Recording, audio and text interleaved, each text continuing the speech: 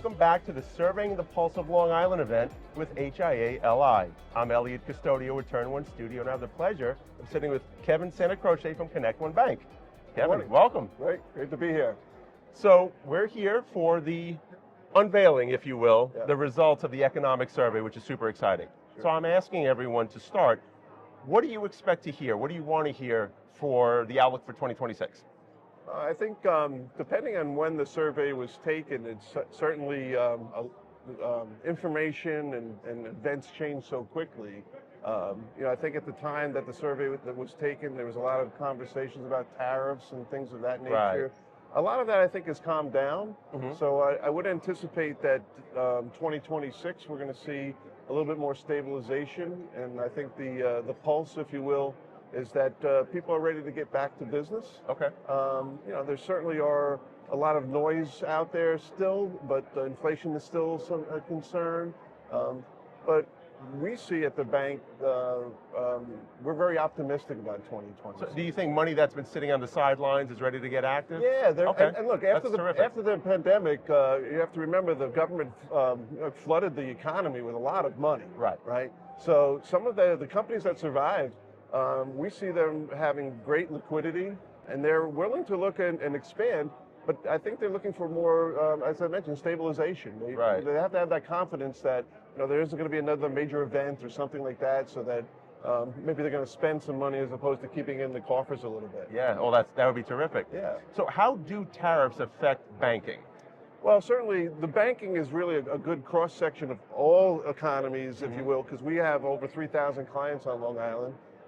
In various businesses and industries. So we only survive and thrive when our clients survive. Sure. So anytime that we have a client that has an increase in their supply chain in terms of costs or their vendors, it does impact their financial performance and ultimately impacts their ability to get capital to continue to grow the company. Right. So we're very much interconnected with all of our clients and the economy in general. Obviously, it affects if they're in a tangible product business, for example, it affects their ability to get inventory.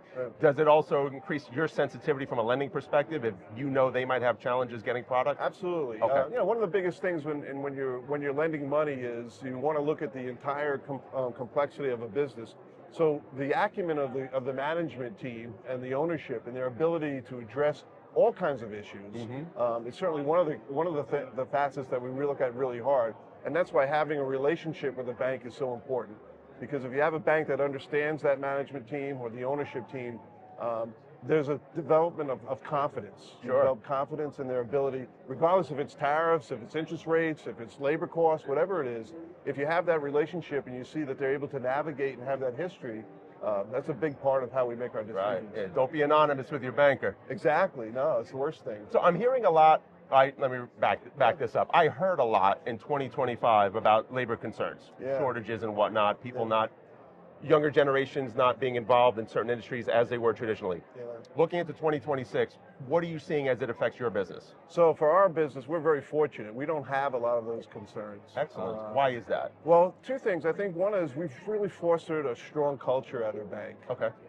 So culture is, we have sense of urgency, forward thinking, we have core values that we drill down throughout the company. The second thing is we are a growth company. So ConnectOne Bank is 21 years old, but we're up to $14 billion in assets. We just made the acquisition of First National Bank of Long Island, which gives us 40 branches on Long Island. Yeah. Increased our employee count to 700 employees. And we find we're attracting people because we're growing. And when there's growth, there's opportunity. Yeah. Right? So that's a big part of it too. We also we embrace technology at the bank. So we're very forward thinking on technology. And I think younger people like that. Right. So I use an example. We use Slack as a communication tool. 2 years ago, we've been on it for 3 years. Right. A lot of people have never even heard of Slack. So and now it's ubiquitous. So that's smart, right? Yeah. You could bring people on and they could hit the ground running. They know how that application works. Exactly, especially the youngers. Perfect segue. Yep. How is AI affecting your business? Love AI. Okay. I do. I'm a big fan of AI. I think that it's making our decisions process more efficient. It helps a lot of processes become more efficient in terms of generating policy, in terms of creating loan documents, taking minutes at meetings. Yes. The takeaways that come off of it, like when you have a meeting, it's fantastic. And you can free up your team to do other things. Absolutely. Love AI. We're embracing it as much as we can.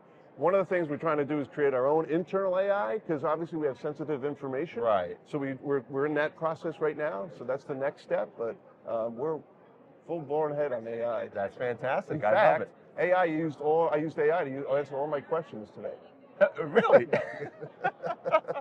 Well, speaking of which, I think you're getting called to come up to the panel, so I'll let you go. But thank you for your time. I really appreciate it. This is insightful. Thank you.